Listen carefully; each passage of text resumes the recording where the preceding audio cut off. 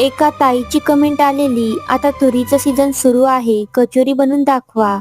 चला तर मग आज बनवूया. तर कढईमध्ये सोले, मिरच्या, लसूण भाजून घेतला आणि मिक्सरला वाटून घेतलं.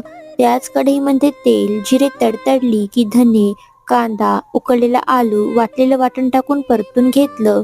गरम मसाला, चवीनुसार मीठ, वरतून बारीक कापलेली कोथिंबीर.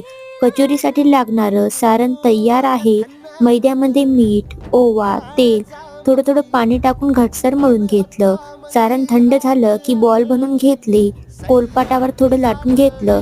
त्यामध्ये सारण भरून कचोरी बनवून घेतली आणि गरम गरम तेलामध्ये दोन्ही बाजूनी व्यवस्थित अशी तळून घेतली. दह्याबरोबर आणि चिंचेची चटणी बरोबर सर्व केली. तुम्ही पण एकदा नक्की ट्राय करा. व्हिडिओ आवडल्यास व्हिडिओला लाईक करा आणि चॅनलला सबस्क्राईब करायला विसरू नका. धन्यवाद.